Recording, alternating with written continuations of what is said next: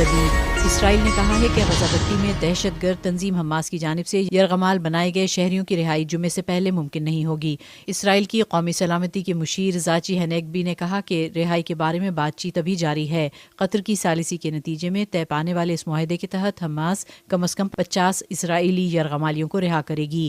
بدلے میں اسرائیل متعدد فلسطینیوں کو رہا کرے گا۔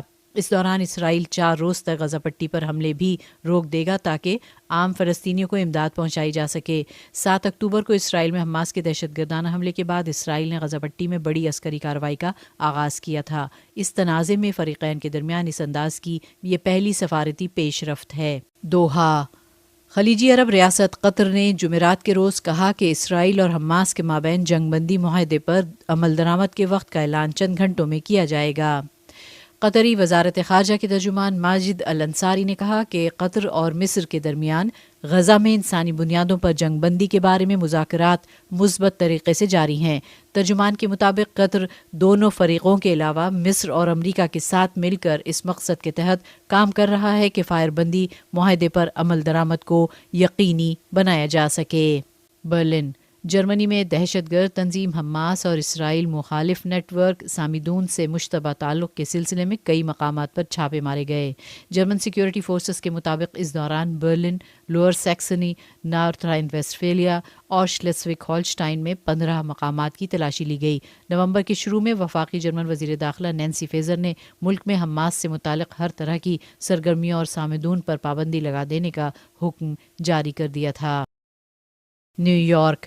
اقوام متحدہ کے مطابق 2022 میں دنیا بھر میں قتل ہونے والی خواتین اور لڑکیوں کی تعداد 20 سال کی بلند ترین سطح پر پہنچ گئی۔ اقوام متحدہ کی تنظیم UNODC کے مطابق گزشتہ سال تقریباً 89,000 خواتین اور لڑکیوں کو جان بوجھ کر قتل کیا گیا۔ ان میں سے نصف سے زیادہ تقریباً 55% قتل ان خواتین کے خاندان کے افراد یا شریک حیات نے کیے۔ خواتین اور لڑکیوں کے سب سے زیادہ قتل یعنی 20,000 افریقہ میں ہوئے، اس کے بعد نمبر ایشیا کا رہا۔ ہیلسنکی۔ فن لینڈ نے کل جمعے سے روس کے ساتھ اپنی صرف ایک سرحدی گزرگاہ کھلی رکھنے کا اعلان کیا ہے۔ یہ اعلان فن لینڈ میں تارکین وطن کی بہت بڑی تعداد میں آمد کے تناظر میں کیا گیا۔ فن لینڈ کے وزیر اعظم پیٹری اورپو نے اعلان کیا کہ روس کے ساتھ مزید 3 سرحدی گزرگاہیں بند کر دی جائیں گی۔ فن لینڈ کی حکومت روس پر الزام عائد کرتی ہے کہ وہ سفری دستاویزات کے بغیر آنے والے تارکین وطن کو سرحد پار سے اس لیے اسماگل کر رہا ہے کہ فن لینڈ کو غیر مستحکم کیا جا سکے۔ یاد رہے کہ فن لینڈ رواں سال اپریل میں ہی نیٹو کا رکن بنا تھا۔ حالیہ مہینوں میں مشرق وسطیٰ اور افریقہ سے نمایاں طور پر زیادہ تعداد میں تارکین وطن فن لینڈ پہنچے ہیں۔ گزشتہ ہفتے فن لینڈ نے روس کے ساتھ اپنی 4 بارڈر کراسنگز بند کر دی تھیں۔ دونوں ممالک کی مشترکہ سرحد 1340 کلومیٹر طویل ہے۔ Berlin. German chancellor Olaf shawls اور اطالوی وزیر اعظم جارجیا میلونی نے برلن میں دونوں ممالک کے درمیان مزید قریبی تعاون سے متعلق ایک ایکشن پلان پر دستخط کر دیے۔ شالز نے نئے منصوبوں اور تعاون کے نئے فارمیٹس کے بارے میں بھی بات کی۔ انہوں نے خاص طور پر توانائی کے شعبے اور گیس اور ہائیڈروجن کی فراہمی کو طویل مدتی بنیادوں پر مستحکم بنانے کا ذکر کیا۔ دونوں ممالک ہجرت، سلامتی، دفاع اور آب و ہوا جیسے امور سے متعلق شعبوں میں مستقبل میں مزید مل کر کام کرنا چاہتے ہیں۔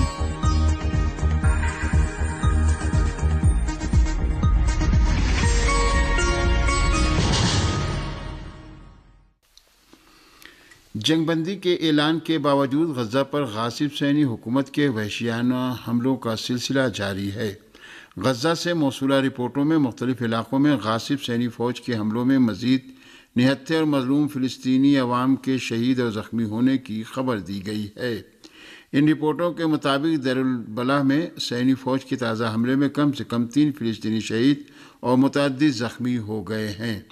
غاصب صہیونی فوج نے دیر البلح، المغازی اور البریج میں شدید گولہ باری کی ہے۔ اسی طرح شمالی غزہ کے ابو اسکندر نامی علاقے میں صہیونی فوج کے وحشیانہ حملوں میں درجنوں بے گناہ فلسطینی عوام کے شہید اور زخمی ہونے کی خبر ہے۔ غاصب صہیونی حکومت کی جارح فوج نے غزہ کے الجبالیہ کیمپ پر بھی حملہ کیا ہے، جس میں متعدد فلسطینی شہید اور زخمی ہو گئے۔ ایک اور رپورٹ میں بتایا گیا ہے کہ صہیونی فوج کے جنگی بحری جہازوں نے بھی غزہ کے دیر البلح اور النصیرات نامی علاقوں پر گولہ باری کی ہے۔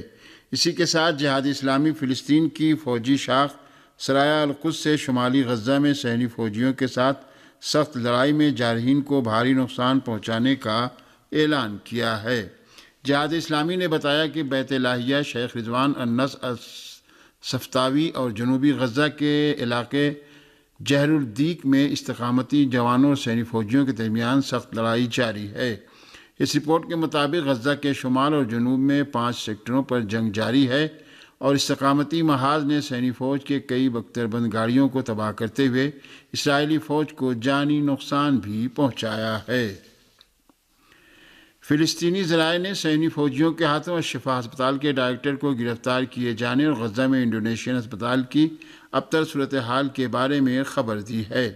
غزہ کی وزارت صحت نے اعلان کیا ہے کہ انڈونیشین ہسپتال میں موجود 200 زخمیوں سمیت طبی عملہ جار اسرائیلی فوج کے محاصرے میں ہے۔ فلسطینی ذرائع نے اسی طرح اعلان کیا ہے کہ خان یونس میں ایک اسکول زخمی پناہ گزینوں کی پناہ گاہ میں تبدیل ہو گیا ہے۔ جار اسرائیل کے اسنائپرز انڈونیشین ہسپتال کے اطراف کے ٹاوروں پر تعینات ہیں اور ہر آنے جانے والوں پر گولی چلا رہے ہیں۔ انڈونیشین ہسپتال سے بچ نکلنے والوں کا کہنا ہے کہ اس ہسپتال کی صورتحال المناک ہے، جس سے زخمی اور بیمار نبرد آزما ہیں۔ صہیونی فوجیوں نے جمعرات کو غرب اردن کے مختلف علاقوں، اسی طرح شمالی مقبوضہ بیت المقدس میں قلندیہ کیمپ پر حملہ کیا ہے۔ صہیونی فوجیوں نے شمالی مقبوضہ بیت المقدس میں واقع قلندیہ کیمپ کو اپنے حملے کا نشانہ بنایا ہے۔ صہیونی فوجیوں نے غرب اردن کے شہر طوباس پر بھی حملہ کیا اور وسیع پیمانے پر تخریبی اقدامات کیے ہیں۔ صہیونی فوجیوں نے اسی طرح مشرقی قلقیلیہ کے ایزون ٹاؤن پر بھی دھاوا بول دیا ہے۔ صہیونی فوجیوں نے متعدد فلسطینی جوانوں کو گرفتار کر لیا اور ان کو زد و کوب کیا۔ ان فوجیوں نے فلسطینیوں کی گاڑیاں بھی چرا لیں۔ بعض فلسطینی ذرائع نے کہا ہے کہ مشرقی نابلس کے بلاتا کیمپ پر صہیونی فوج کے حملے کے وقت اس کیمپ میں زوردار دھماکے کی آواز سنی گئی۔ بیروت میں حماس کے نمائندے نے کہا کہ فلسطینی عوام کی پائیداری اور استقامت کی کامیابی نے ہم کو اس مرحلے تک پہنچایا کہ ہم صہیونی دشمن پر جنگ بندی اور تحریک استقامت کی شرائط مسلط کر سکیں۔ اقوام متحدہ کی بعض خواتین عہدیداروں نے سلامتی کونسل کے اجلاس میں غزہ میں بچوں اور عورتوں کی دردناک صورتحال کے بارے میں رپورٹیں پیش کرتے ہوئے دائمی اور مستقل جنگ بندی کا مطالبہ کیا ہے۔ اقوام متحدہ کی سلامتی کونسل میں شعبہ خواتین کے ایگزیکٹو ڈائریکٹر نے غزہ میں خواتین اور بچوں کی صورتحال کا جائزہ لینے کے لیے منعقدہ اجلاس میں کہا کہ اس وقت غزہ میں صہیونیوں کی جانب سے بین الاقوامی اصولوں کو بری طرح نظر انداز کیا جا رہا ہے اور انسانی حقوق کی خلاف ورزیاں عام ہو گئی ہیں۔ اقوام متحدہ کے شعبہ خواتین کے ایگزیکٹو ڈائریکٹر نے جبری نقل مکانی اور فلسطینیوں کی ان کی سرزمین سے منتقلی کو ریڈ لائن قرار دیتے ہوئے کہا کہ بین الاقوامی عدالت انصاف کا طریقہ کار سازگار نہیں ہے اور غزہ میں بین الاقوامی اقدار کو پامال کیا گیا ہے۔ انہوں نے کہا کہ غزہ میں خواتین یہ محسوس کر رہی ہیں کہ ان کو نظر انداز کر دیا گیا اور وہ تشدد و جنگ روکے جانے کا مطالبہ کر رہی ہیں۔ اقوام متحدہ کے بچوں کے فنڈ کے ادارے یونیسیف کے ایگزیکٹو ڈائریکٹر کیتھرین راسل نے بھی جنگ بندی کے وقفے کے دوران امداد میں اضافے کی تیاریوں کی طرف اشارہ کیا اور اس بات پر زور دیا کہ یہ مختصر جنگ بندی کافی نہیں ہے اور غرب اردن میں تقریباً 4,500 بچوں اور اس کے علاوہ غزہ میں بچوں کی ایک بڑی تعداد کو کسی نہ کسی طرح کی مدد کی ضرورت ہے۔ یمن کی مسلح افواج نے مقبوضہ فلسطین کے جنوبی علاقوں میں غاصب صہیونی حکومت کے مختلف فوجی اہداف پر متعدد کروز میزائل داغے ہیں۔ یمن کی مسلح افواج کے ترجمان یحییٰ سری نے اس بات کو بیان کرتے ہوئے کہ ہم نے صہیونی اہداف کو نشانہ بنایا ہے کہا کہ یمن کی مسلح افواج نے مقبوضہ فلسطین کے جنوبی علاقے الرشراش میں واقع غاصب صہیونی حکومت کے مختلف فوجی اہداف پر کروز میزائلوں سے حملہ کیا ہے۔ یحییٰ سری نے یہ بات زور دے کر کہی کہ یمن کی مسلح افواج فلسطین کے عوام پر غاصب صہیونی حکومت کے مظالم بند ہونے تک فوجی کارروائیوں کا سلسلہ جاری رکھیں گی۔ اس سے قبل بھی یمن کی مسلح افواج نے مقبوضہ فلسطینی علاقوں میں صہیونی ہدف کو اپنے حملوں کا نشانہ بنایا تھا۔ یمن کی مسلح افواج کے ترجمان نے ان حملوں کے بارے میں کہا تھا کہ یمن کی فوج نے مقبوضہ فلسطینی علاقوں میں واقع صہیونی حکومت کے اہداف پر متعدد ڈرون حملے کیے ہیں۔ یمن کی فوج نے گزشتہ دنوں غزہ میں صہیونی حکومت کے مظالم کے جواب میں مقبوضہ فلسطینی علاقے بندر ایلات پر میزائلوں اور ڈرون طیاروں سے حملہ کیا تھا۔